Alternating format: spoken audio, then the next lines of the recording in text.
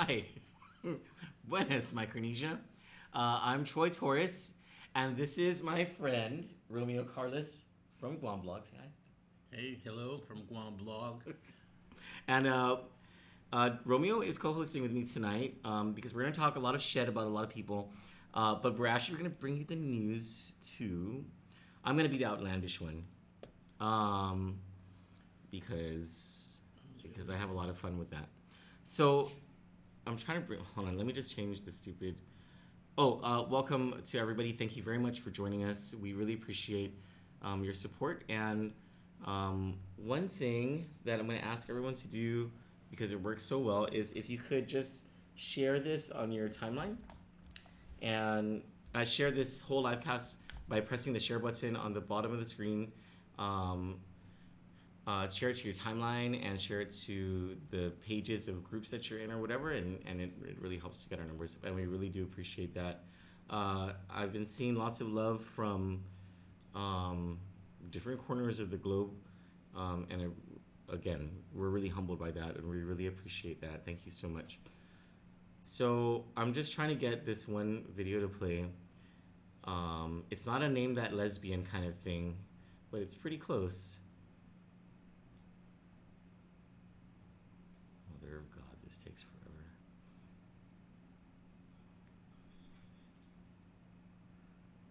Oh, do you see my screen, Cello, by the way?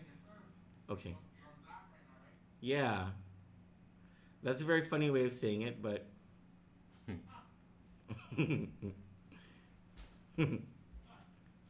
I don't think the audience heard, so we're good. We're good. Fuck, what the fuck is going on here? So while Troy does that, let me tell you guys, watching what goes on and hearing what's happening in the background, it's a lot funnier than what you're seeing on that camera right now.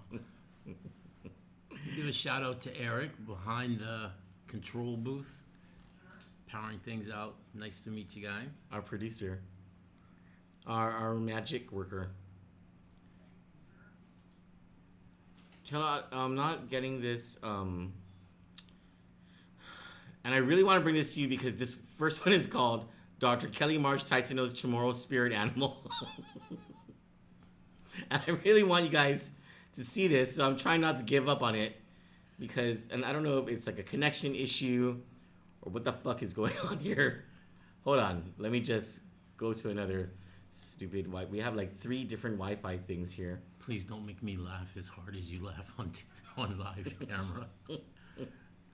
You're gonna like this one.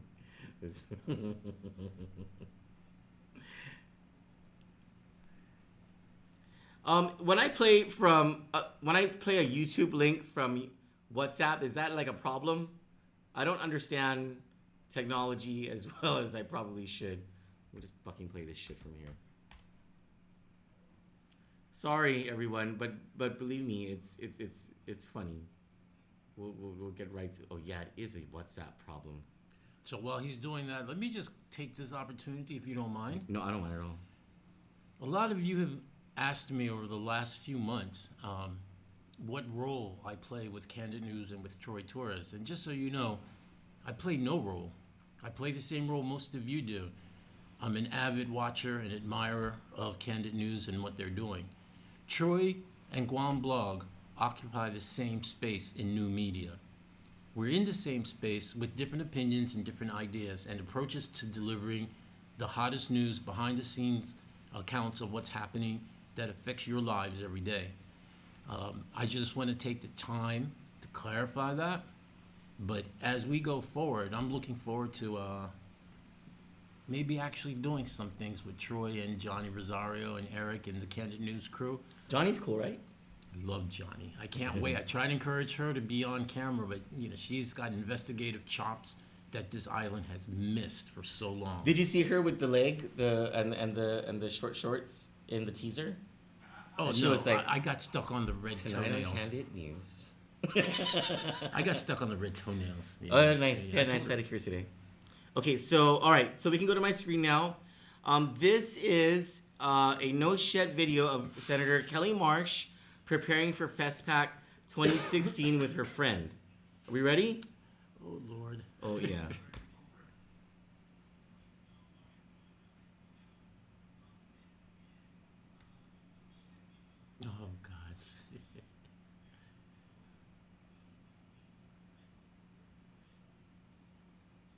Who's her friend? Who's her friend? I don't know. You gotta come up with a name real quick. June? June. There's Senator Kelly Marsh, and there, Close the ad. and there's her friend June Paris, the other lesbian. Happy Pride. Yeah, baby. Preparing for FestPack 2016, and you'll see in a second why we're going here, and we don't have to play the whole thing. But hold on. Oh no! Oh, get off my screen! Get off my screen!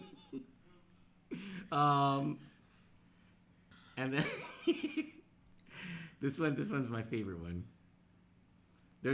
Don't worry. There's actually real news behind all this. We just have to laugh first because we all deserve that. Is there any sound coming out? Oh, I wonder what that's about. Hold on. Let me just. Jesus Christ. Output is high. Input is. Input low. Yeah. Is your speaker muted? No, it's up there. Okay. This is. Oh, I hope this thing is. It's all the way up. Okay. Okay, we can go to my screen now. This was a video of Senator Kelly Marsh when she was not a senator. She was running for the Guam legislature. Oh shit, the sound's not working. Well, she's saying she's number 5 on the Democratic ballot, and then so she said, "Fuck, I wish you could hear her saying this because it's so much funnier." She's saying, "Many times when people ask me, I was in this class and they were asking, what would your Chamorro spirit animal be? And so I said the pulatat, and I've never fucking heard of this bird in my life, and I'm Chamorro." And she's like, "The pulatat, because it dwells in marshes. And I'm number 5, Dr. Kelly Taitsino Marsh, on the Democratic ballot." No, wait. Wait. She actually said she's a marsh dweller? Yes, she's a marsh dweller. And so I bring this up because she's a fucking fake. And you know what I never saw? I hardly ever saw any political commercials during the political season because, well, one of those nights I was in jail. And then after that, I spent all of my effort in the 2018 election just trying to destroy Ray Tenorio. And so I didn't pay attention to any of the senatorial races or whatever, right? So I never got to see that. And if I got to see that, like, well, who are we kidding? I didn't vote for her anyway. I didn't vote for her because I didn't know who she was. But if any of you voted for her,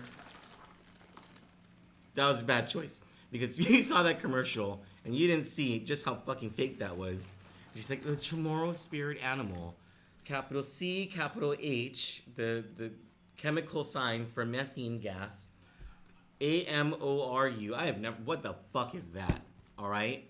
First of all. Now, it's symptomatic, I think, of the bullshit that we have to live through with politicians on this island, because that's their political talk. That's their way of getting us, and you know what it is? It's demeaning. It really is condescending. Yeah, but I have to disagree with you about that being bullshit. Okay. That's who she is. When a person tells you who they are, believe them. She said she's a marsh dweller. I think later tonight in Kandit News, story number 1 or 2, you'll find out how messy that marsh is. So I just thought that Senator Kelly Marsh Taitano was, just a little loony. I chalked it up to that. Like, her demeanor, the way she talks, it was just, and the Chamorro people, and I just thought she was, activist, rah rah rah, and I thought, you go, white girl, right? I like you, go. And so she took command of the committee that has oversight of the Department of Chamorro Affairs. She has oversight of Wait. No, I'm not kidding. She does. I'm not going to call you out, but you know who said it. We do it to ourselves. So, and she, and apparently this was a hard fought fight. Like that, that members of the legislature had a real problem with this, but then she demanded to be the oversight chair for Chamorro Affairs, for Micronesian Affairs, and for higher education, not for lower education as she called it. Like, not kidding. Because and she was like, let someone who doesn't have a doctorate have lower education. Okay, it's getting hot in here already. Just do your typical fucking pretentious Democrat elitist bullshit. And all this is happening as they just transferred parties just last year. Went from a Republican to a Democrat. Now we have to deal with this bullshit. So, okay, there's I'm going somewhere with this. So, as part of Take it back to the marsh. yeah, we're gonna take it back to the marsh, and we're gonna try to drain that marsh. Drain this. So, this is fun. So, she has oversight over very important matters. One of which is the most expensive program that will be, if implemented, that will be done in Guam, aside from the military buildup, and that's the Hagåtña Master Plan. Yeah, it's huge. So last time we talked about how there's this inherent conflict of interest that exists because Senator Kelly Marsh Taitano is married to Tyrone Taitano. Why don't you want to tell people about, you know Tyrone, right? Yeah, I know Tyrone. He's director of Stats and Plans. I'm going to sit this one out and let you go through this because it's already a complicated story. I think you're about to spell out. Oh, Tyrone, that means you're going to be on Guam blog. Good luck with that. So, But yeah, we're watching that. yeah, it's pretty shitty. So, Senator Kelly Marsh started attacking Hagåtña Restoration and Redevelopment Authority Executive Director Lacia Casil. And let me just explain a bias here, and let me just lay out a bias. Lacia is part of, she's like the leader or one of the leaders of the LGBTQ, whatever it's called these days, movement. And I'm proudly gay. And you know Lacia. Actually, I do. I know her fairly well. You know, we socialize and we mix. And one of the things a lot of people don't know about Lacia is her background in commercial real estate development and projects like that. But one of the things I admired about her when she was running was that, forget how she put it, I got no beef with no one, I'm not connected to no one, I'm not invested in anyone except the people of Guam. And she's not corrupt. Yeah. And what the thing is, if you guys know her, some people have an issue with the fact that she sticks by her guns when she believes in something. What you unraveled last night was just the beginning, I think, of one of the biggest. Well, you know, this guy and I, we have different political views. He's all in for a little Lil, and I'm a lot more skeptical. And this is one of those cases. You know, there are a lot of players that Kandit News began to hint at last night regarding that development project. Millions and millions and millions of dollars, tens of millions of dollars are at stake. And the fact that you have this senator's husband from an area that has nothing to do with his purview or aegis whatsoever crossing over already shows an effort to begin the monkey business. What I worry about, I mean, you know Lacia personally, right? A little bit. Yeah, so like I said, we have a relationship in terms of knowing one another. So it's not like we're friends or you go out having cocktails and dinner or anything. But people with that kind of integrity usually represent an obstacle to those people who have ulterior, usually corrupt motives. And it would be very, very interesting to watch over the next few weeks and couple of months to see if, in fact, they don't try to squeeze her out of that job. They're trying to. Oh, I can believe it. I can believe it. Well, let me tell you what happened. What we found out today was that Tyrone Taitano, Kelly Marsh Taitano's husband. Well, this is more being orchestrated by Senator Kelly Marsh Taitano. Had an executive order issued, and when it was first issued, and maybe you even thought, "What is this innocuous executive order?" Well, it pushed the oversight of procurement over certain things over to the Bureau of Statistics and Plans. Yeah, right. Like, why would they have So it took it away from Claudia Agfaji over at GSA. Yeah, and it was odd. And at first I thought, isn't that illegal? Like, how could the law already says that GSA has very this procurement clear, authority? very stipulated, and she's a good woman over there who knows how to run a show. So I questioned it once, but I never brought it up again. And then something made sense. In that executive order, there is a provision that discusses sole source procurement when the nonprofit or the not-for-profit or the 501c3 or whatever it's called, right? Not-for-profit organization. Employs a certain number of disabled workers. And what consulting agency on this island that has the so-called wherewithal to do what Matrix Design Group does? Matrix Design Group, as we explained last night, has the IDIQ, or the procurement authority, over the Hagani Master Plan. But there are always people in the wings, people in the waiting, trying to kick out Matrix for their own whatever. There's only one other consulting company on this island that has the wherewithal to do what Matrix is doing, but also employs a certain number of disabled people, and that is the Laddie of the Valley, whatever, the Eddie Rages / Jay Merrill / EJ Calvo outfit that has been trying to get rid of Matrix Design Group for some time. Yeah, it's funny. After your broadcast last night, Guam Blog received a rather interesting message bringing up another group, Galidi Group. And Galidi as a subcontractor. They're together. Yeah. And it's Tyrone's friends. Well, they're all and Kelly's friends. They're all insiders. In fact, on the Galidi Group side, I believe, wasn't Cliff Guzman one of the co-chairmen of the campaign? Well, I heard he did absolutely nothing. Yeah. I kind of know he did a little bit, but I'm not saying what. Well. But, yeah. There's that. Well. I have certain biases. We don't have to talk about those. Not tonight. This is my first visit, my maiden voyage. So you're gonna make me smoke one of your cigarettes. Please do. They're non-Calvo cigarettes. Oh. So, Senator Kelly Marsh.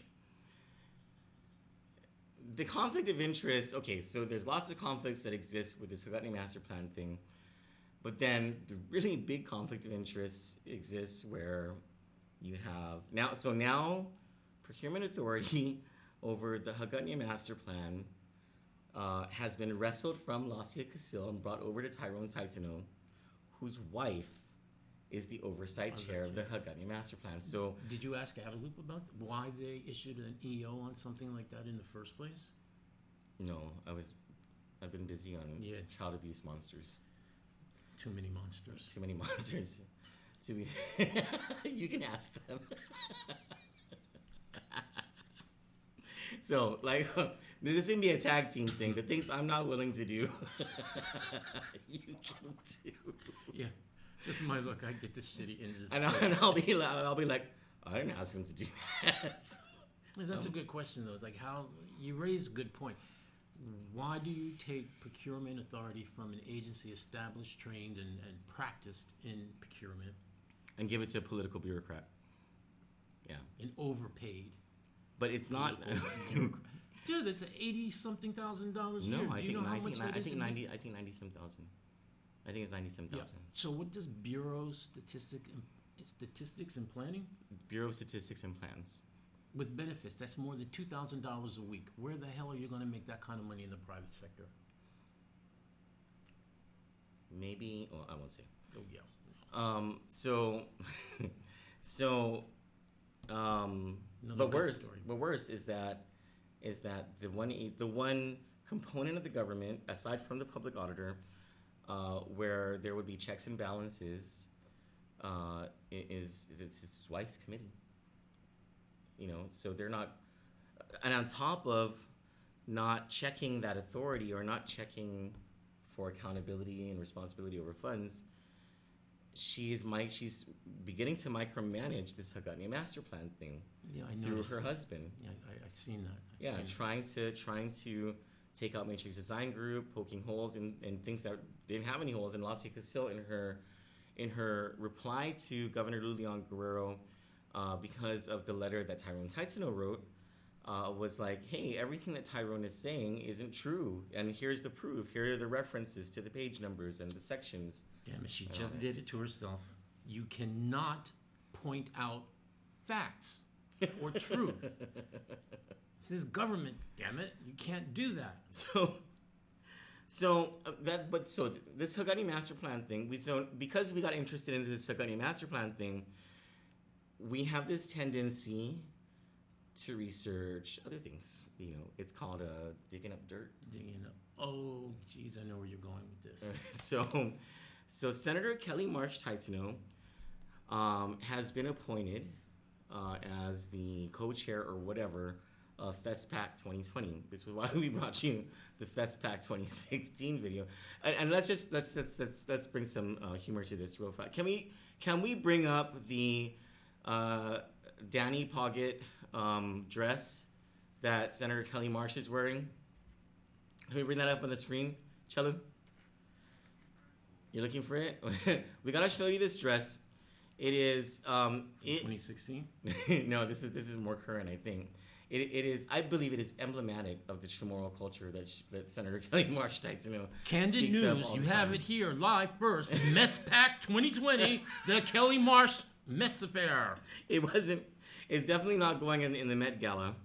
What it looks like is a Notre Dame high school girl's skirt threw up all over Senator Kelly Marsh Taitsino's over-the-hill body. Oh, this is a uniform for Mess Pack 2020? I think so. Is it on the screen yet, Chelu? It's the blue one with the. You got it? You got it? We want people to see this. She's a fucking mess. It's gonna show up on the screen in a few seconds. You know, I really shouldn't drink on camera. Why? I just realized I switched into all this stuff with my mouth. Oh, the microphone picks it all up. Yeah. It's up. Okay, so you'll see it in a few seconds. So Oh, God. this Oscar-winning dress that she's got. I'm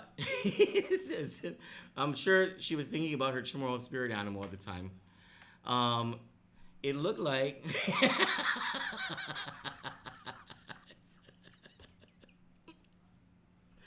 It's like I said, like a Notre Dame high school girl's skirt threw up all over her, and then a thread got hawked up and spit on top of her head.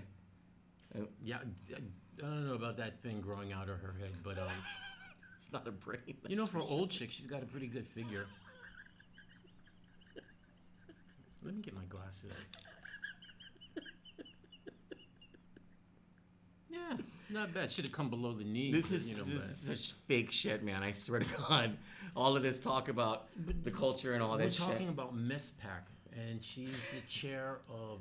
She's the co-chair of the whole Guam committee thing or whatever. So you were a part of the last administration. So Unfortunately, how much money has yet to be accounted for? Do you know off the top of your head? I don't remember. I don't think a proper audit's ever actually been done. And now she's in charge of Not the only next one. okay, so not only is she in charge of it, but she's also the oversight chair of the Department of Chamorro Affairs, which is the agency from which government funds for FestPac would be spent. Mm. So she's going to have oversight over her own financial actions, which is, it's interesting because, I mean, and we can discuss this on another day.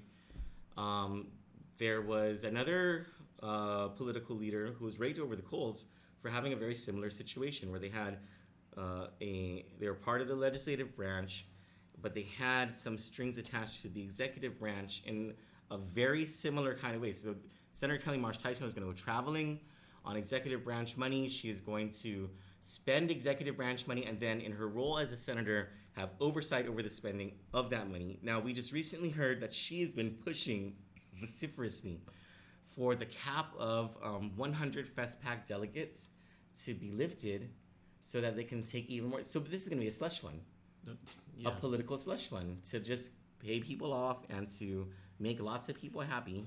Since this administration has come into office, and I know you really, really like Lou a lot, and, at one point I did myself, but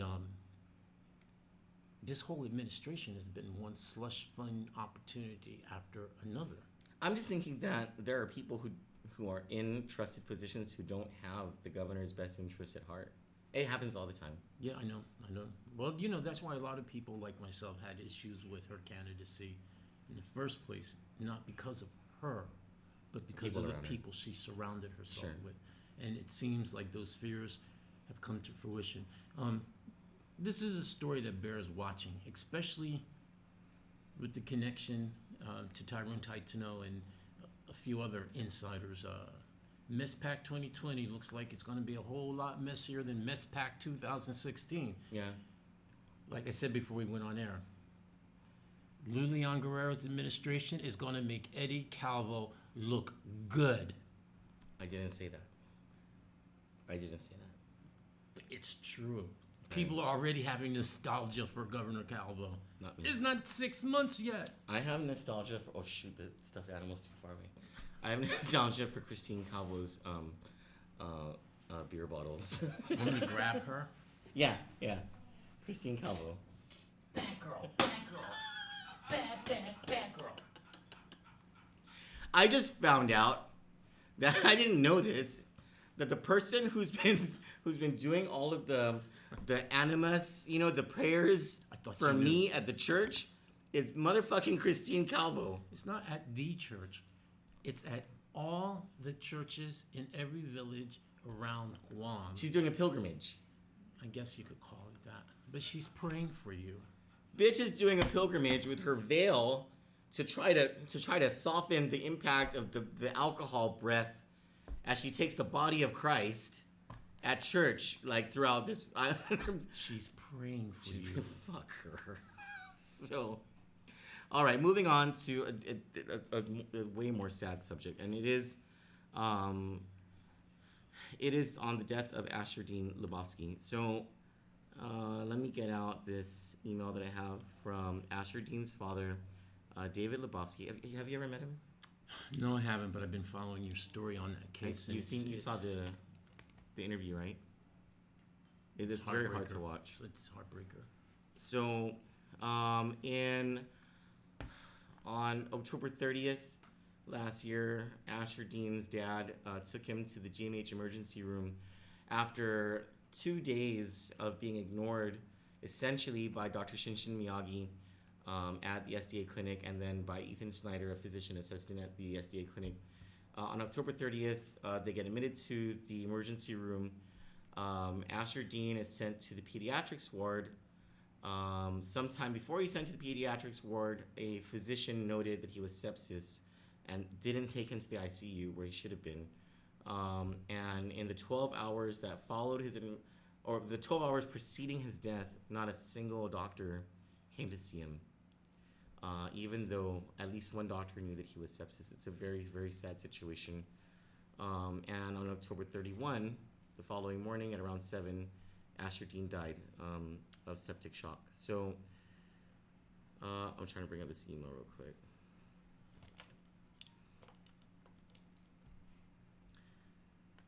Sorry about the wait. You know what? I've gotten better at getting my shit. I've like really got my shit together over the past year, but there's just some habits I can't kick, like not being completely prepared for my shit. Well, while you're looking at that, let me read this to your viewers. Please.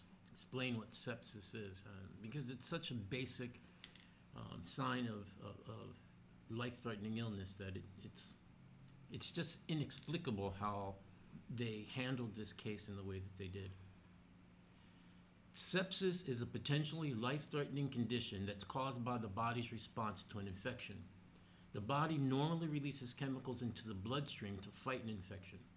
Sepsis occurs when the body's response to these chemicals is out of balance and triggering changes that can damage multiple organ systems. This is something that caregivers are trained to look for in situations like this poor little boy, particularly since he was brought back repeatedly. And yet somehow,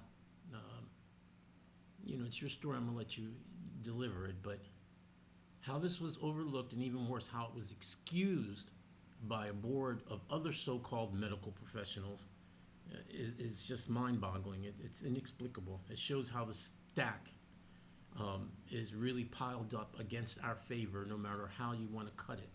You shuffle it any way you want, and it's stacked against us, the regular guy who cannot afford $20,000, $30,000 to bring in an expert and hire a fancy attorney to fight for us.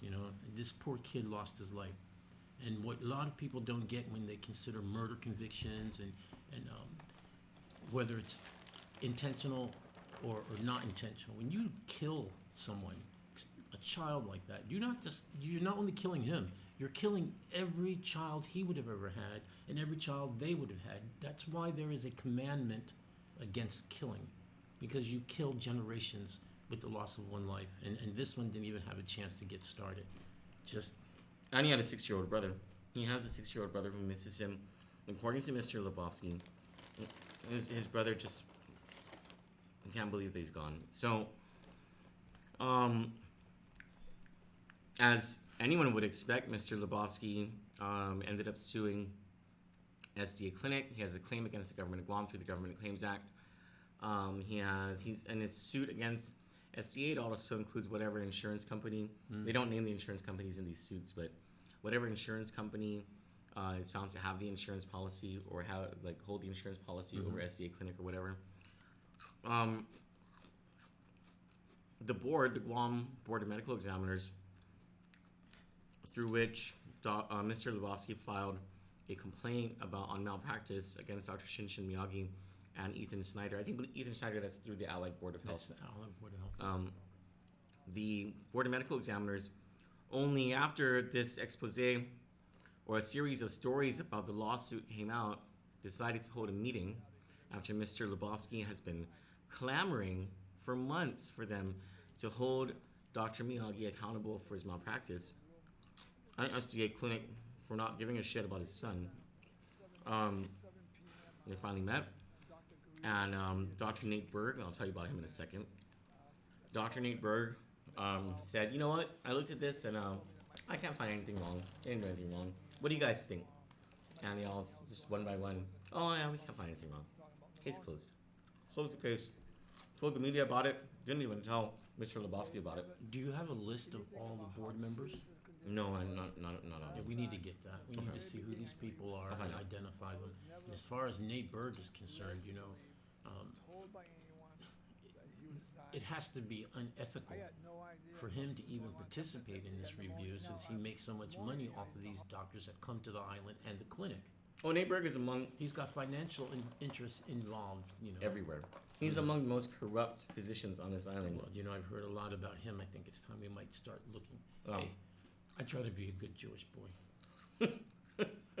Don't want to call out the tribe, but that guy, there's a whole lot of shit up that one that needs to be dug out and sprayed around.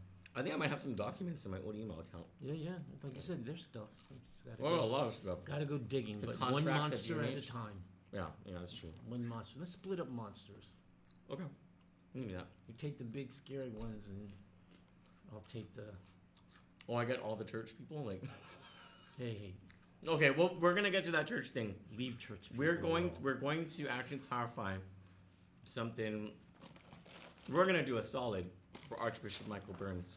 Very surprising. Good, I'm glad. But, So we can talk about this? no. Well, that's the last one. I mean, yeah. Later. But So no, I want to read everyone what Mr. Lebowski wrote to us. So he wrote to Kandit. He said, we can go to my screen if you want, Jalu, so people can see this. He says, regarding the post today, It was disheartening for us to hear that the Guam Medical Licensing Board made a decision on our complaint public regarding Dr. Miyagi before letting us know first or clarifying the complaint issues. Very unprofessional, but at the same time, it's expected as the lawsuit hit the news and they need to help circle the wagons and help control the narrative. Stop. They did not talk to him before they went to the media? Nope. They didn't tell him. Go on. We are not surprised that the board would find no findings of violations of the Physicians Practice Act, as the board would then have to justify why they licensed Dr. Miyagi to begin with. The board, under the leadership of Dr. Berg, has unequivocally stated that they will license doctors to only meet minimal requirements. Minimal. Emphasis on minimal. But that's a direct thing from one of the board meetings, from Dr. Berg himself. They have also licensed doctors who have a history of malpractice. We all know that's super true. These are like the rejects from throughout the states. Guam is known by doctors off island as a place to go to with low malpractice insurance and easy to get licensed for those doctors that can't work in other places. Rejects. The doctors of Guam have also made it near impossible to sue them if you are poor. They have lowered their malpractice rates to benefit themselves and made it so that you do not have a fair board to complain to, as the medical licensing board members have many serious conflicts of interest to make a decision on these cases. Let's stop right here and discuss this for a second. Why do they have conflicts of interest? Well, maybe because they're all doctors. And they also make referral. Oh, there's all kinds of conflicts there. I just got 2 words. George Macris. Oh, yeah. Remember Somebody Dr. call Maxis? him, and he'll fill you in on all the background on this. Yeah. They chased him off the island because he was trying to put a stop to this nonsense. Yeah, it was literally chased. They removed his license and everything. Made up shit about him. And he was the only one who had a hyperbaric Hyperbaric chamber at the oxygen time. Yeah, which would help save my foot. Yeah. With SDA as an example, how much does Dr. Berg, the licensing board chair, make in referrals from the SDA clinic? Didn't you give legal testimony for SDA in the past, Dr. Berg? Do you think you can make a fair decision and jeopardize your SDA relationship, your income? What about the other board members? Do they not have conflicts of interest as well? Do I need to name them? Dr. Bordallo is the GMH representative on the board. We have a legal case against GMH who left my son in a room with no doctors for 12 hours until he died. Do you think this isn't a conflict of interest? Annie Bordallo? I don't know, but I think so. I think that's yeah.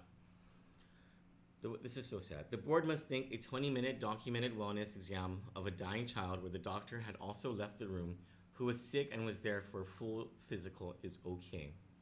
There ain't no physical that lasts only 20 minutes, P.S. That full physical exam with the doctor usually averages 1 hour, not 20 minutes. Yeah, that's right. They must think the medical records that show things that were said to have been done that were not done to be okay. And if they were done, how in 20 minutes can it all be done? They were not done. The records were wrong. But the board made their decision on what SDA submitted and said, not on the reality of the situation and not what we reported. Please explain how in 20 minutes an exam could be done. The board dismissed all the info that was given to them and didn't clarify anything with us believing the doctor.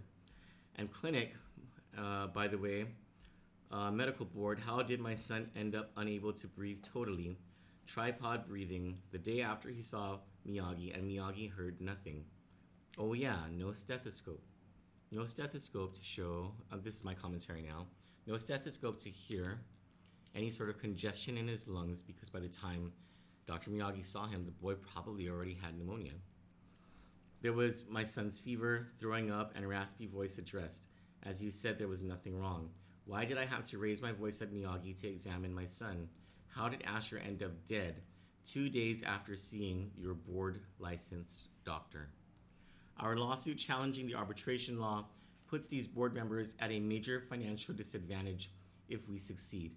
That is another variable that figures into their handling of the Asher complaint. We also ask the board for more info and an appeal.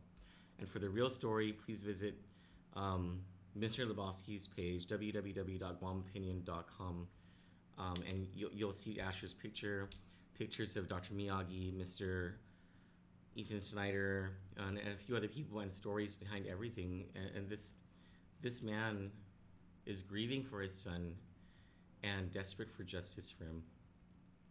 So, Mr. Lebowski, on top of fighting this fight for his son and for his other son, Ezreal, Asher's older brother, but older by 1 year, they were best of friends, has sort of become like, what's the word I'm looking for? More than like a spokesman or a hero. It's like His advocate. an advocate. There you He's go. his advocate. He's Yeah. an advocate for parents like him. And so he recently, I think just today actually, he sent me a message. He sent me a message about the case of baby Faith. One sec. I have a shit ton of messages. And I'm not going to find it. So he sent me a message and it basically said that here's the stuff on that poor child and her poor parents. She was 6 months old when she died at GRMC. So there's a suit against GRMC by this family. But according to Mr. Lebowski, they're not like a wealthy family. They don't have the money to go through what the law requires you to go through before you can recover damages. Like what's the other thing? Not punitive damages, but the thing before that. Civil damages? I don't know what it's called. Punitive is like when you can sue for like $500 million. Yes. But the other damages is like that's whatever recovering the cost of compensation. whatever. Compensation damages? Yeah, okay. yeah. So The cost of medical expenses, funeral charges, and yeah, stuff like that. before you can do that, you need to go through arbitration, and before you can even get arbitration started, you need to fork out. There's a range, but it ranges from somewhere between 10 or 15,000 to the For high. the expert testimony? No, that's just to start the arbitration. You could be paying up to $60,000, and it's out of pocket. Yeah. It's stacked against us. It's Yeah. stacked against you, period. Not many just people the have poor that money. people, but that affects even upper middle income people. Yeah. That's a lot of money. And it's set up that way specifically to insulate and protect incompetent and dangerous medical professionals who have taken up shop here on Guam. Mm-hmm. Again, anybody who's interested in the story that Kandit News is delivering tonight regarding this tragic case, and there's another one Troy's going to be presenting to you later on. If you really want to know how bad things are, do yourself a favor. Find contact information for Dr. George Macris, and I'm pretty sure he'll be willing to tell you everything that's wrong and hopefully be able to help you with a solution to get around the problems you're facing. But, unless we have an organized effort from the top down in government, from Adelup, the legislature, and our AG's office, we're not going to see any kind of change that's going to really make a difference to those people who've already lost their children, who've lost loved ones, or lost limbs, But it really has to be taken seriously by people in office. Yes, thank you. So, so this is the first time I'm going to be reading this. We're going to be reading this for the first time together, or listening to this for the first time together. We can go to my screen now, Chalu. This is the lawsuit from the Taidagwis. They're the parents of baby Faith. Oh, over at GRMC. Against GRMC, yes. It's against GRMC, Dr. Katrina Ibonia, and John Doe Insurance Company. And it is a civil case filed in the Superior Court on May 8 of this year. Complaint and jury demand for damages, declaratory judgment, and permanent injunction against GRMC. It's an action for damages by plaintiffs and defendants against defendants, Guam Regional Medical City, Dr. Katrina Ibonia, and John Doe Insurance Company for the wrongful death of their 6 days old, not 6 months old. Wait, what's the date on this? May 8. Do we have any background information on when GRMC made the announcement that they were going to eliminate their child care OBGYN? I think this was in the neonatal care, so that's part of their ICU. It's part of the ICU? Yeah, so I think it's not so. related. Well, I'm sure it's related, but it's not connected. Is that, am I So saying they that still right? have the neonatal over there then? I think that would be I like mean, 6 days old, the baby Yeah. was born there. Yeah, I think they have to as part of their emergency room, whatever. I'm not sure. I'm just guessing. I'm just making this shit up as I go along. I think they are too.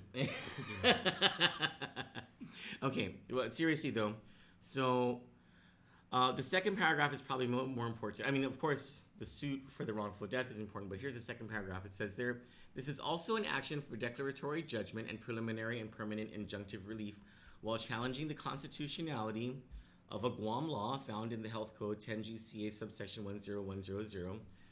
I don't know what ETSEC means, known as the Medical Malpractice Mandatory Arbitration Act, as violative of plaintiffs' rights to due process, equal protection, privileges, and immunities clauses of the Organic Act of Guam and the 14th Amendment of the United States Constitution.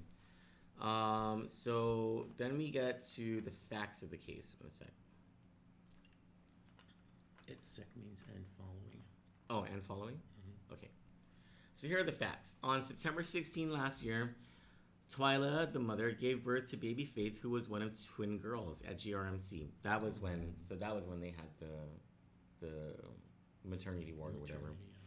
Yeah. At said time and place, baby Faith was admitted to the neonatal intensive care unit of GRMC by Dr. Ibonia due to prematurity, respiratory distress, feeding concerns, and thermoregulation instability.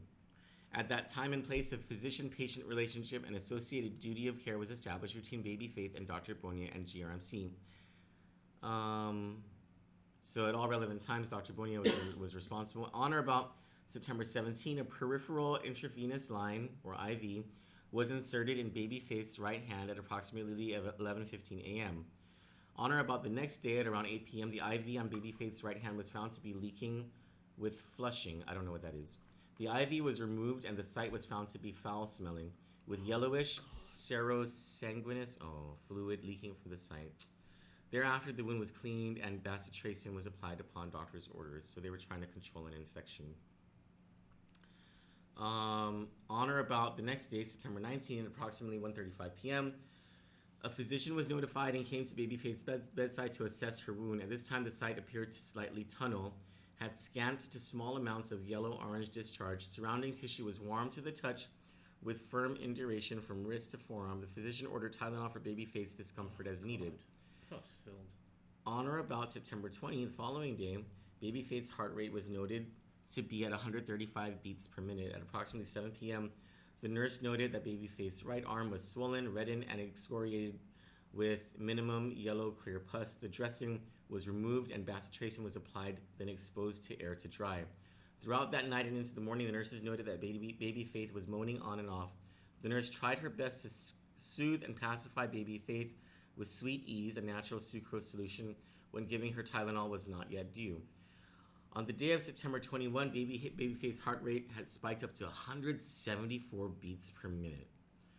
Jesus. Her IV site was observed by the nurse to be warm to touch all the way to the elbow, swelling only on surrounding site of right wrist, reddened open surface with scant yellow discharge and granulations.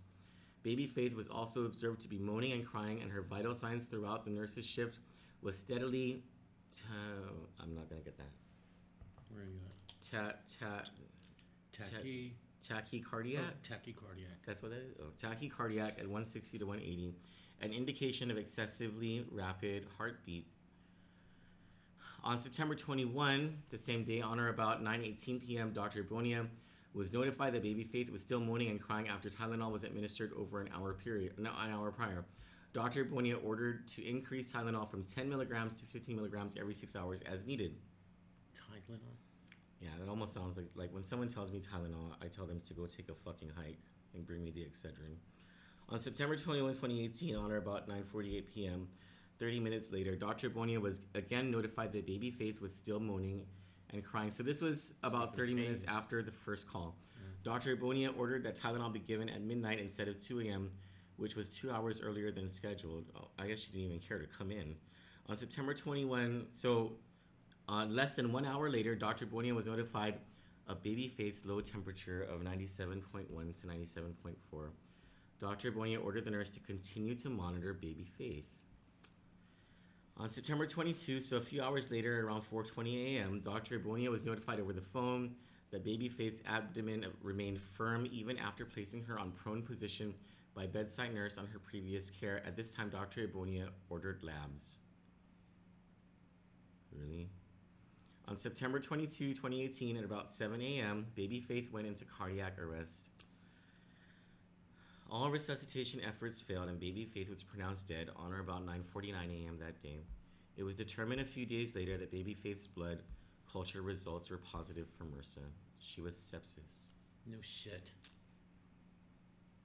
And I'm not even a doctor, and I figured that out. And she was getting calls. Dr. Ebola. We're not supposed to laugh at this part. I'm not laughing, but you know. Dr. Ebola. Can you do a graphic of her? Can you please do a graphic of Dr. Ebola? Her ass is getting sued. I want a picture of her. That's a fucking deadly bitch. Doctor. That's a deadly doctor. Did she didn't go in and see that No, baby? they were just calling. They were calling her, and she was just up her Tylenol. Yeah. Her arm loaded with pus and infection. Yeah. Duh. It's But not then going to go through this. No, but the thing about the temperature dropping too, and she was like, Yeah, that's. we'll have labs now. Wow. I can see why this family is pissed off. Well, GRMC. Is there an acronym yet? Are you sure? Oh, I'm working on one. But are you sure this isn't tied into the reason why they? Oh no, I'm not sure. I didn't realize it was last year. So they had a maternity ward at that time. Yeah, but shortly thereafter they announced that they were going to get out of the baby birthing business. Well, I think having maternity wards expensive. I know there are some doctors who say it makes money, but I don't think it actually makes money. Have you ever seen the price of these doctors? Tell that to a family who just gave birth. People be like pushing babies out on this island. This is ridiculous. You know, I remember this story. I didn't hear all this backstory. But you know, GRMC is not properly built. And that's what people don't know. Of course, it's the only private hospital on Guam, which is a thing that's always touted as positive. But FHP is not a private hospital. No. And they're working on trying to get those guys out of business. But I have Guam Blog has some information regarding a former employee who contracted tuberculosis, TB, probably from the improperly sealed recovery unit over there. They fired him. Why they fired him? For having TB? For complaining about getting TB on the job, and you know, did the dance that medical professionals on Guam like to do, to blame someone else and not accept responsibility. Did he sue him? But this, I think, it's the same thing. You know, you have to have money, and you know, it's hard to pay for the kind of expertise you need when you're unemployed. But this sounds like the same thing, that like the rooms weren't built to keep the infections out. No, it sounds like they stuck the baby with some dirty ass IV. So, I mean, that's sort of like the story of Guam Memorial Hospital. Your blood just doesn't get septic. Yeah. It has to be introduced somehow. The baby was born 6 days prior, moved from one area to the next, and then all of a sudden, you got pus developing in a flushing. You know what flushing is, when they flush out your wounds? That sounds like that hurts. That. When you, I mean, I could be wrong, I'm not a medical professional, but I believe flushing is when they are flushing the vein, it's a saline solution, I think. Okay. Something to flush out the line to keep it clean.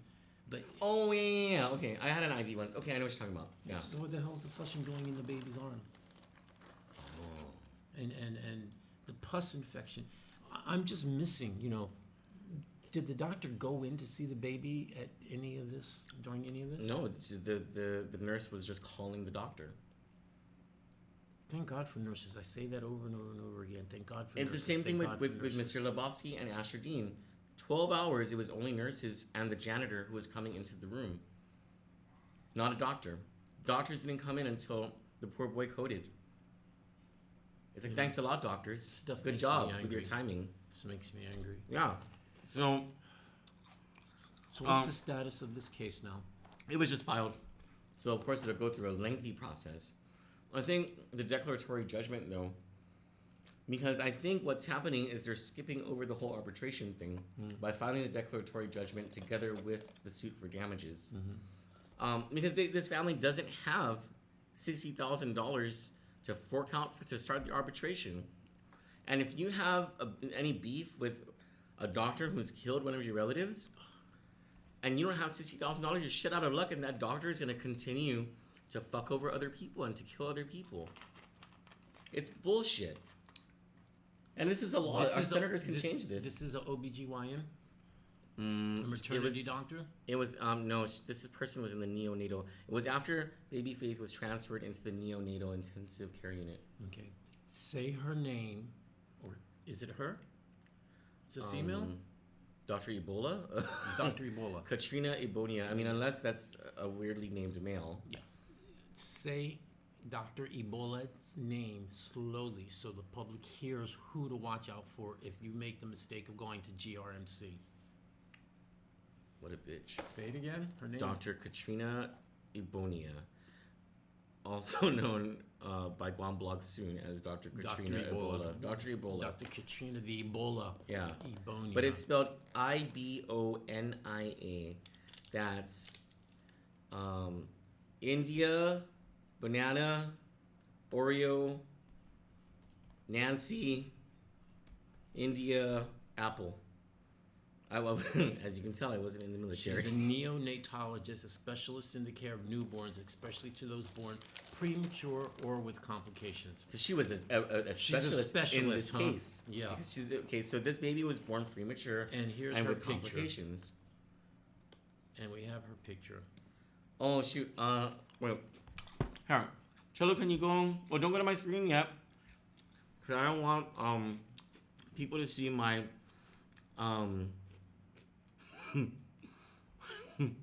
my what do you call that thing? Does that look like the same woman? No, that's two different people. Oh, that's weird. Never mind. Don't go to my. No. That's the same woman. Are you sure? Same title. What is that? One with makeup, one without? I was going to say, doesn't that look like a trans man? We'll show you guys here. But that's weird, right? It looks like two different people. Dr. Katrina Ebonia. Let's go with the prettier girl because she's also in this. Images. I mean, it is GRMC. They might have the wrong face with the name.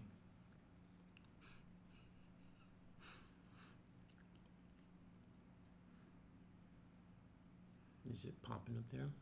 I think it's the laptop. It's just really slow. Oh, here it is. Okay, Go so with the first one. here is. Go ahead and cast to my screen, Chalu. So here is Dr. Katrina Ebonia, medical doctor, Guam Regional Medical City. But then there's this other picture of her, and she looks like a totally different person. But I don't know. You tell me. That's also Dr. Katrina Ebonia, Guam Regional Medical City. Romeo says they're the same people. No, I'm not seeing it. They look like different people. Oh no! Well, look at this. This also says this is Dr. Katrina Ebonia. Okay. This is Katrina because we have her also on that. Oh, okay. So it is this. It is the first one. This is Dr. Katrina Ebonia. It's this first one. Dr. Katrina T. Ebonia, neonatologist, specialist in the care of newborns, especially to those born premature or with complication. I don't know about that. Yeah. Oh, how interesting. Page not found. So They when took you her down. click on Dr. Ibonia's Guam Regional Medical City profile, there's nothing there. Well, if they released her, that's more than what SDA did. SDA still has Dr. Shinshin Miyagi. Well, they would on its release her staff. to try to distance themselves from this lawsuit. Yeah, but now SDA has this law. They're sticking by Dr. Shinshin Miyagi. Yeah. You know, well, I'm supposed to be the sidekick. Let me keep my peace. No, go ahead. No, please. Go for it. I don't hold back. No, I really, and I try to explain to people, we don't work together. You know that better than anybody else, right? And, you know, like I said to you and Johnny, I don't want Oh to. my God, he said terrible things about me on his blog. And a lot of it was true, but still, they were terrible. Hey, I want you to know, I actually started working on a new Trolletta picture, but like very Xena, Thanks. very. I mean, Thanks. just I'll but, roll with it. like I'll in roll a with good it. thing. But like, because man, they call me Poppy Monster, and I thought you'd be a baby monster, but you're a self-made monster, and I just love finding tribe, Thank you. But SDA Clinic has had an ongoing series of problems with some of the medical care that's been tamped down and kind of gleaned over or just skipped by our daily fish wrap and the other media outlets here on Guam. Yeah. I'm not going to push on these stories because they're your stories, and I really want No, you- no, please. No, I really think it's important people understand the new media that is in town, and what is your story, your beat should be your story. And when I come in, it's like to expand on areas because there's just so much to hit. And I'm scatterbrained. There's a lot. Yeah. There's a lot out there. I just don't want to. I really want people to understand who's doing the hard work, who's getting the details, who's finding out the facts, and who's trying to set things right for others in the community. I have a post coming up on Guam Blog that actually talks about the absolutely horrendous, unbelievable, irresponsible job that the PDN is doing right now, as well as most other media outlets, but save for Chris Barnett, the only other investigative reporter in town. Yeah. And I know for a fact, having heard it from the mouths of several senators and people in the political circles, they won't engage with him or with you or Johnny as much as they possibly can, because they don't don't want to to give you the credit. They don't want to build your credibility, because that could be dangerous. Somebody who's going to ask real questions and expect real answers is a danger to these people. At the SDA, when you start to peel back some of the layers on that onion, there are going to be a whole lot more people crying. There's a lot wrong there.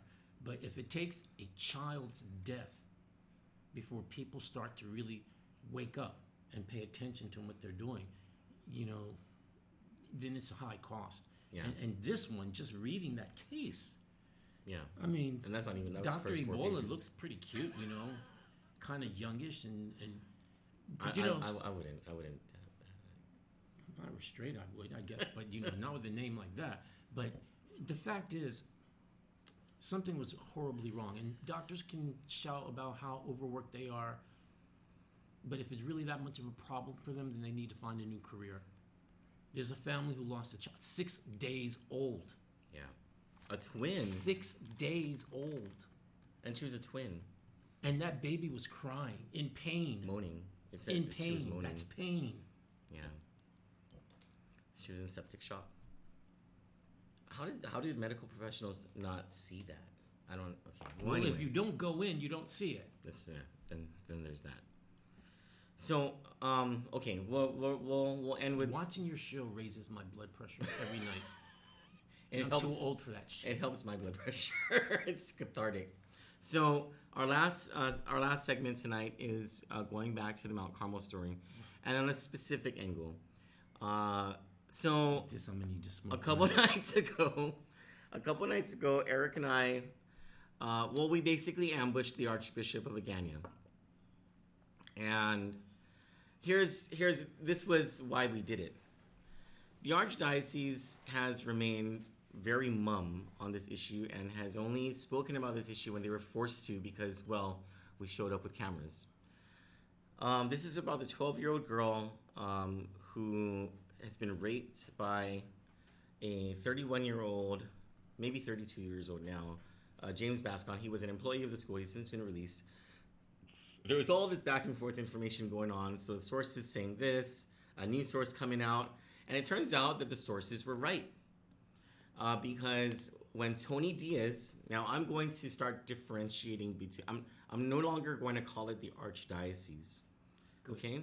Because apparently there's a lot of politics involved here that people should be aware of. And if you want to know more about these politics, you need to visit junglewatch.info.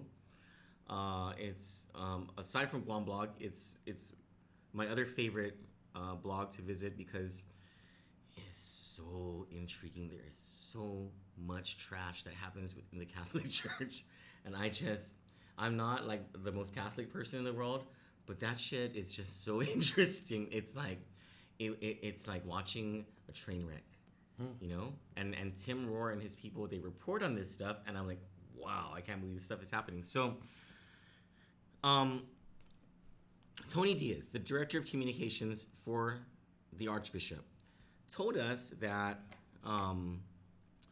the Mount Carmel School filed a police report in this 12-year-old whatever case, right? And so we had questions because we're like, why, if this wasn't child rape, then why would you file a report under the child rape reporting statute?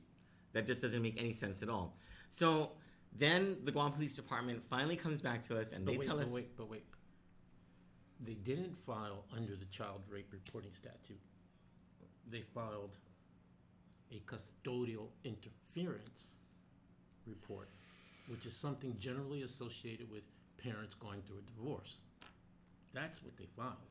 And so it amounted to kidnapping at the very least. Well, yeah, and that's your angle. That's Guam Blog is going to be presenting this. yeah. So my take on it, you know, listening to your stories, let me first get this out of the way. I'm not Catholic, but I do follow the Catholic Church shenanigans very closely for very religious purposes, not just political or because I have Catholic interests. When Troy was reporting this story,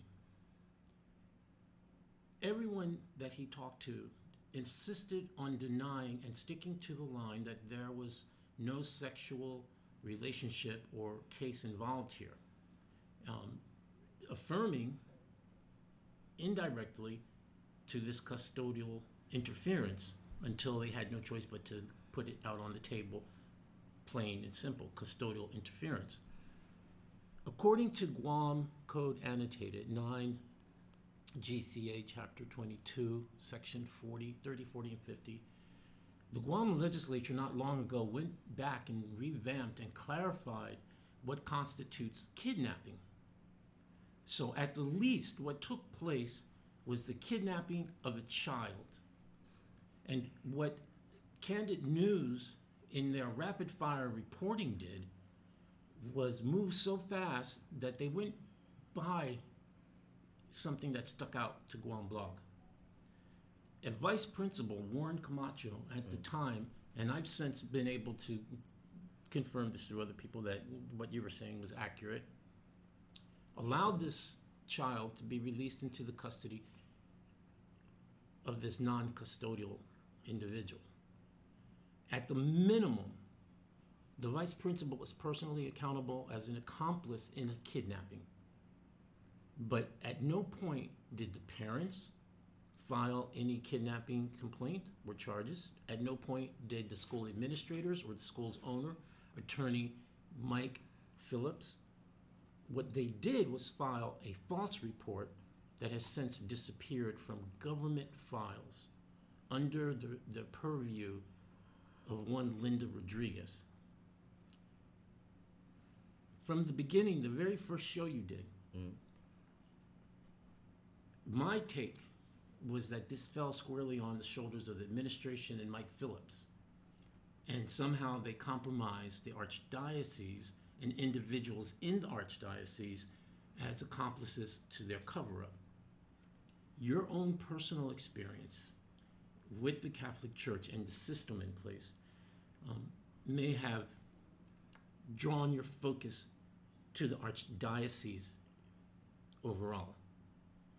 And the big contention that has blown up my blog inbox, and I'm sure yours as well, in fact, we know from Jungle Watch, a few people were tweaked by the ambush journalism. I'm a big fan of ambush journalism because it catches people off guard. It shows their thinking ability, quick on their feet or not, and there's no chance for spin and fast lies and scripted speeches. So I'm a big fan of ambush journalism. But on behalf of the Archbishop, I have to say, the best approach for him was probably just calling him up for coffee and sitting down. Because what I saw on your cameras wasn't a man trying to conflama, duck and dodge questions. It seemed like a man who wanted to talk, a man who wanted to say something, but understood his role as both a spiritual leader and a manager, that he had to parse everything that comes out of his mouth, because anything can be taken and misconstrued, pulled out of context to suit someone else's agenda, someone else's purpose. But a person who's hiding from you of all people, is not going to keep coming back to the door. Oh my God, that was so funny. He wanted to talk. But can I just say, It was a great video. Someone sent me a picture of Lurch from the Addams Family. It's like, you rang. Well, that whole goth setup, kind of. But he's in a tough spot. It is recently announced by the Vatican that the Pope was due to give him some kind of honorific or award, or just a pat on the back for good job for what you're doing to help restore faith in the church on Guam. When you hit, I didn't know. And I didn't know the that. thing is, this guy is being bamboozled after making repeated efforts to clean up the church and counting on the people around him. And he's unfortunately surrounded by scoundrels, liars, and people who are more devoted to the former pedophile priest, Homo Tony Apparon, than they are to the church itself. They want him out. So, it's important that we really begin to distinguish and separate the Archbishop from the people like the spokesperson who may or may not have a memory problem. Well, I'm willing to go down this road and to look at this more, because it was a very embarrassing video for the Archbishop. And if the guy is being surrounded by wolves, basically, in sheep's clothing, well, let's see who surrounds the Archbishop. And let's see who the players are who surround him, and then who the faraway players are. The ones who seem to be far away, but there's a going theory that they're not as far away as we may think they are, and they may be directing the people who are surrounded by the Archbishop. So let's start with some pictures of people who surround Archbishop Michael Burns that may help to explain the Archbishop's not refusal, but his reluctance to... You are an aggressive guy, but think about his position. I don't see a refusal. I see a man who's not quite sure where to turn and to whom to speak with, because he's obviously been lied to by people on whom he counted, on whom he's trusted. Well, let's see who these people are, right? Cello, can we start bringing up their pictures? You have some pictures for us? Yeah, it's going to go on the TriCaster. So we'll start with Tony Diaz, Director of Communications. This is the guy with the memory problem. With the who was like, we didn't talk yesterday. I'm like, bitch, we did talk yesterday. Don't fucking tell me that. And he was like, I'm an upstanding guy. And I'm like, no, I don't know that. So he's the guy who said that the Archdiocese did everything that it was supposed to do and whatever, right? Everything he said just wasn't making sense to us. This is Tony Diaz, Director of Communications. As a matter of fact, if you watch our live interview of the Archbishop, you'll see when we parked the car, this guy was right in front of it. He was in his office typing away, and he was just like less than 50 feet away from the Archbishop when he answered the door. Right? So that's Tony Diaz, yeah. And then Richard Alvia, who is the Superintendent of Catholic Schools, who recently resigned. He is the young guy with the glasses. It's cute. He recently resigned, and the timing couldn't be more suspect. It just couldn't be more suspect. And he is the only other person named by Tony Diaz, aside from Archbishop Burns. He's the only other person who Tony Diaz names as being aware of the reporting by Mount Carmel.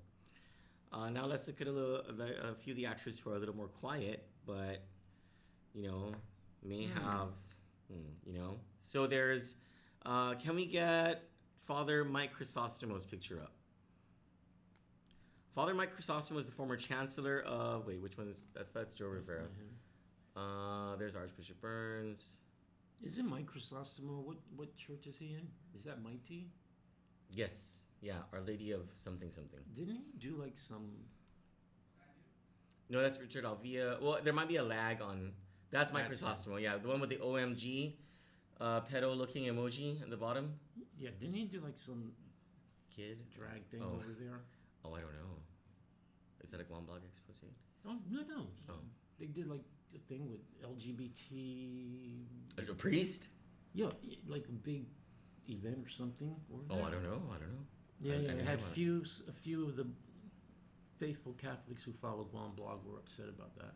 Oh. They did this mass with drag queens and That's everything. very progressive. I don't mean transsexuals. I mean drag queens. Oh. And this whole thing, they're progressive. That's progressive. That's Neocat.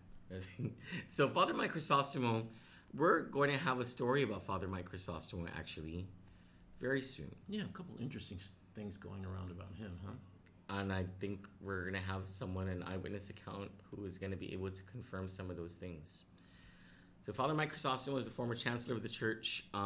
In the last cleansing of the archdiocese's administration, I guess he was cleansed out, but still remains as part of Archbishop Burns' circle. Then there's Father Jeff St. Nicholas, who was the vicar general, right? The vicar general, is that the...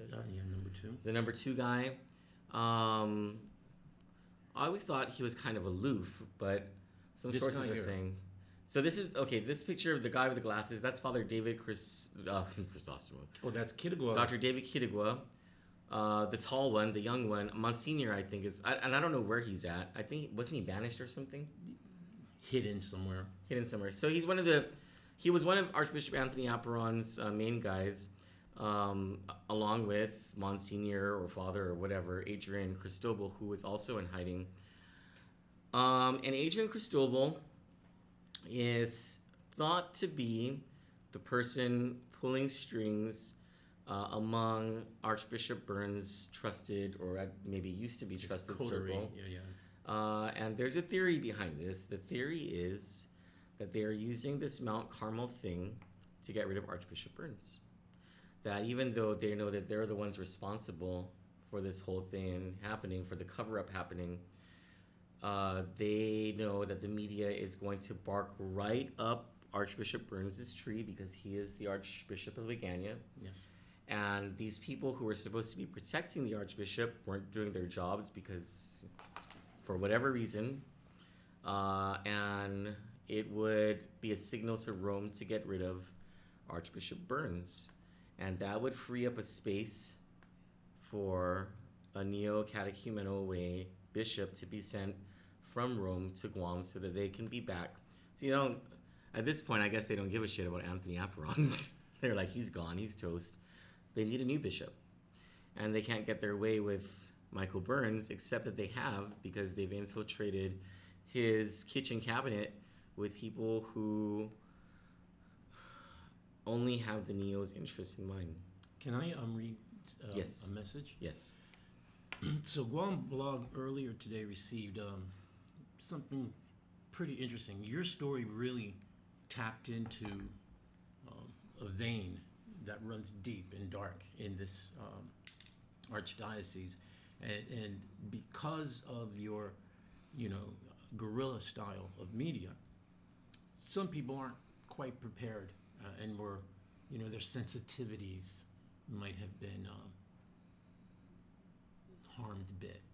But you're on a solid track. But I thought this was an interesting take message today. Yeah. Okay. It kind of helps bring some clarity to the situation. Are you going to say who it's from? Or no. protecting sources? No. See, my computer's not attached to your control room. See? Not sure if you know this, Guam blog, but the real Neocat cartel is run by a group of former Italian communists who are very well funded and very, very wealthy.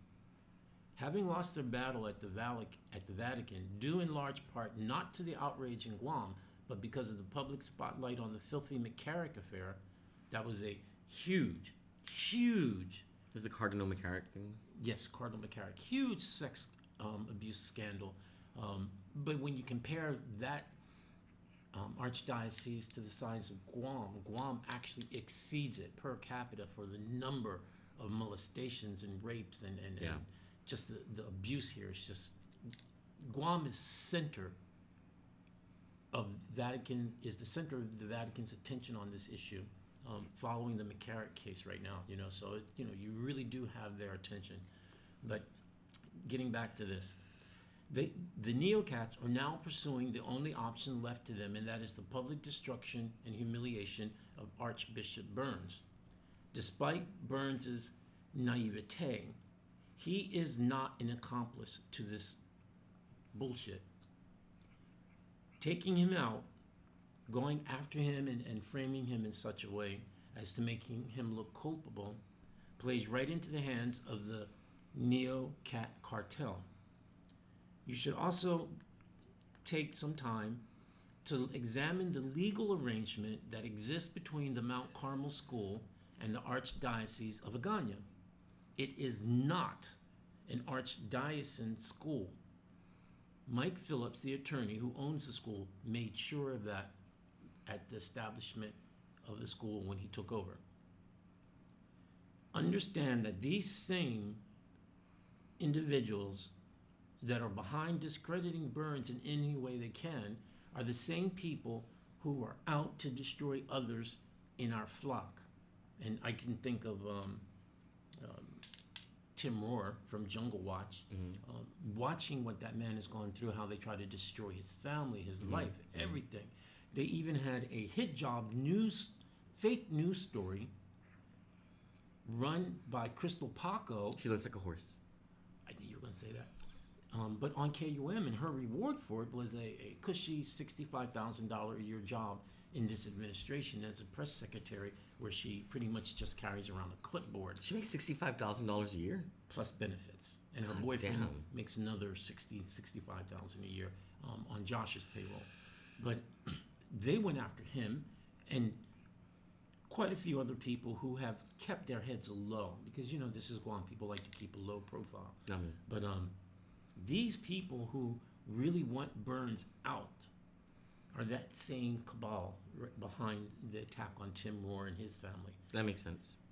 A good question for Troy is to ask why there has been no investigation into some of the other aspects of this case. The government documents that were deleted in order to defraud is clearly a third-degree felony. Yeah.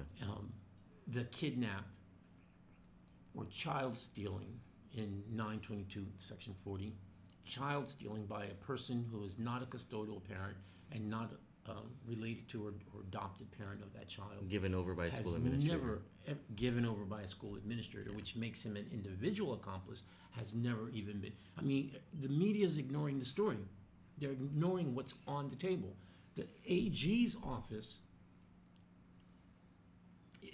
it's incumbent on the AG's office to open up an investigation. They don't have to wait for a report from the police department or from CPS, particularly when CPS is the agency under question. They need to open an investigation, and yet no one's doing anything. Well, the Guam Police Department. Well, the Guam Police Department opened an responding. investigation. Yeah. And again, that's happening because of your story. But there are people who knew about this. Students knew about this. Their parents knew about this. There are people who knew about this. The sad part is that students know about it. That's the really sad part. That it was covered up. So there's some more to this message, but it's more personal, and but the idea is that there are people who see this unfolding and are happily sitting back and watching you go to the archdiocese, and your broad swipe of that brush stains the archbishop, which serves their purpose. Because if he does leave, the people who misled him, deceived him, lied to him, or simply didn't open their mouths and spoke up when they should have, are going to still be there. Well, is it on their part? Is it incompetence or is it something more nefarious? Incompetence on the part of the Archbishop? No, those people. Oh, it's nefarious. Okay. It is intentional. It is nefarious. I have other messages that I actually told you before the resignation letter that there was some issue with communications between the Catholic superintendent of schools and the Archbishop when he needed communications. There was the varying lines that other names in the story were feeding the Archbishop, who, being the spiritual leader of the church and having made significant changes over the last 2 years, probably thought the people he was talking to are people he could trust. Archie, if you're listening, don't trust any of them. Call us for coffee. We can talk. Yeah. So, Kandit is more than willing to sit down with the Archbishop to talk about this and to find out, what I gives. think I think it would be a great idea. I was saying to you earlier, it would actually be very much in line with the principles and the values of the church, the universal Church of Christ, the Catholic Church, to sit down, despite some concerns more conservative elements may have about your gadfly approach to journalism. When Jesus walked this earth, he didn't run from sinners or hide from people with bad habits. He dined with them. He drank with them. He laughed and joked and talked with them. I think having the Archbishop sit down, let's say with you, I would love to be there, not so much as an apologist, but I think I'm a non-Catholic, so I don't have a vested interest, and I do fully appreciate the difficult position he's in. But I think you bring some personal experiences that sharpen the questioning and the logic as it proceeds. And then someone like Tim Moore, who's been straight up fighter for the truth from the beginning, we should sit down and have coffee. And if the Archbishop cannot answer a question because of the business leadership role he has in the church, then just simply say so. Yeah, just say so. I can't answer that one. It's a little sticky. If there are spiritual issues that keep him from answering questions, then just say so. What happened to him, and I lay the blame straight at Tony Diaz's feet. Now, Me too. he likes to think he's a stand-up guy. Fine. You're an incompetent guy because you put your man out there and you let him hang naked. But who says that? Who says, I think you know that I'm a stand-up guy? Actually, because you said that, Yeah. you're not. Like my grandfather used to say, if they say, trust me, you don't. He was not forthright with the Archbishop. He couldn't have been. There's no way in hell he could have sat there in the Archbishop's face and said, I know a report was filed. I know this was handled properly. Word is Mike Phillips was called in and they spoke before the memory lapse problem. Yeah. And we know Mike Phillips. He went in there and he schmoozed them. Everything was filed properly and according to measure. The question is, where is the AG on this? Well, actually, my question to the Archbishop is, what services is the Archdiocese providing this girl? Well, like I said, we need to understand the relationship of the school to the church first. Because it may, in fact, be in that legal structure of the school where the onus belongs on the school and the administration. But that does not absolve the church itself. But if this man did not know, how could he provide services in a case or situation that he thought was addressed? Well, he knows now. Really? He How knows now. bad could it have been if the parents haven't said a thing about it? And I'm sure we'll have more about that. Oh, I've got one question, and I said it to several mothers, and I'm going to say I didn't bring this up to you No, no, no. earlier. She has a stepfather who seemed nonplussed about the whole thing. What's the relationship in that household? That's all I'm asking. Oh, shit. That's all I'm asking. Oh, shit. Real, am I thinking the right? Oh, Oh, look, wow. I've personally been in a family unit. My stepfather molested my two sisters. I used to get beat because I would creep into the room to scare him away from them, 9 and 10 years old. And he would physically abuse me because of that. Wow. What adult, let alone the guardians, the father, the stepfather, the mother, what adult knows their child was kidnapped and walks away and, oh, no problem? I didn't even think about that. I know, you keep moving so fast, so I'm trying to tell you. There are many, many questions that are raised by your story that I think a lot of people appreciate. You do not have time to go back on and ask them again. That would be Where's terrible. the AG on this? Yeah. You don't need a complaint to investigate a clear crime that is listed in the books as a third-degree felony. Document deletion, of illegal government document deletion. You don't need a complaint to investigate a possible child stealing. You have credible evidence. This is a legitimate news service. Do your job. Or all of you standing up there with enough written on your hands? Well, I got another one. Enough bullshit. Do your jobs. There are questions that need to be asked that remain unanswered, and the most gut-wrenching one is, what the hell is going on in that household that a mother and a stepfather are not speaking up for this child? And in my experience and what I've studied, when they don't want to talk about something external to the family, it's because it relates back to something internal. That's really disturbing. Of course it is. I mean, what 12-year-old marches off with some old man? Because 12-year-old kids look at a 30-year-old as an old man. Something's wrong with this picture. Cello, can we go to the Attorney General's office tomorrow? Okay, we'll try to get these See? questions. That's why I didn't want to get on your cameras. I get upset. Like I said, they think you cuss. Well, I'm upset now. I mean, I didn't think of that's really disturbing, and if it's true, heartbreaking. It's horrible.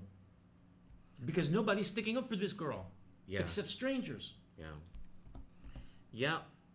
And as I was talking about last night, like I know what that girl's story is going to be if she doesn't get the services she needs. You know, I wasn't going to say this because I've been debating writing this follow-up blog post. But what were the parents waiting for? The medical examiner to say, sorry, we lost them both before they found out she was pregnant? People, Guam leads the nation in youth suicide. There are reasons why it leads the nation in youth suicide. And criminal sexual conduct. I was about to say, it is not disconnected from the fact that for the last, decade? Guam has been fighting for the top spot or the number 2 spot in sexual assaults and child molestation cases, reported cases. Reported. Yeah.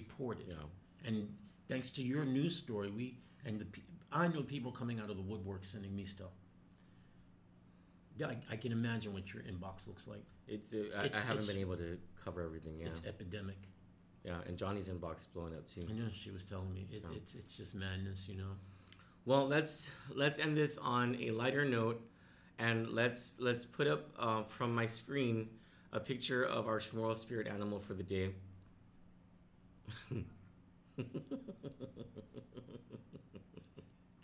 Maybe we should ask. Is that her? Dr. Kelly Marsh to know. Is that her? That's Kelly, yeah. In a commie hat? In a commie hat. This is the Pulatat. Maybe we should ask her, as she is ready to spend all of this money on sending delegates, more than 100 delegates to FestPac 2020. And Juan says she and others in the legislature want to spend all of this money on restrooms for the tourists. And what else do they want to spend money on? The Liberation Day Casino, public policy on FestPac, the Strawberry Festival. Why don't you do something about child rape? Why don't you guys do something about speed bumps? It cost $300 a piece in village streets so that babies don't get hit by the fucking speed racers with no business speed racing in cul-de-sacs. Why don't you guys concentrate instead on holding people accountable who are hurting kids? And enough. Yes, Judge Senson, that means you. That means you. When that 16-year-old girl was in 5th grade, she was 10 years old. So was the other little girl. And you're worried about this guy's family. Well, he should have thought about that before he stuck his fingers where they didn't belong. That's you, Judge Sensong, the same one who put that Francis Tyson out in the street after 3 armed robberies. Is that the ugly guy? Francis No, I'm serious. Look, the guy has a chip on his shoulder because he has a cleft palate. Oh, it's a... Oh, You know, he might... I didn't realize that. Okay. People making statements like that might have contributed. Oh, not true. They said his whole family's like that. But, Now I'm the guy who makes fun of people in the small place. Great. Yeah, you went there. Fuck. But that guy, I mean... I just thought he was ugly. Presiding Judge Alberto Lamorena did the people of Guam solid earlier this week it was last week when he told that that dude, he was like, look, we're gonna make an example out of you. I'm gonna sentence you to 8 years, the full fucking... Oh, hello. You know, can I give a shout out? Yeah. Shout out to Judge Alberto Lamorena. We've always liked you. And a shout out to the I don't like your brother. awesome Anita Sukola. Oh yeah. She did the people of Guam solid too. And you too, Miss Gatewood. I like you. You're just scared of her. You're just scared. She'll Don't, sit on you. No, She'll no, sit. no.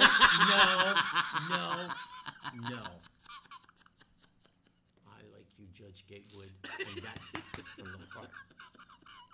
She don't have one. No.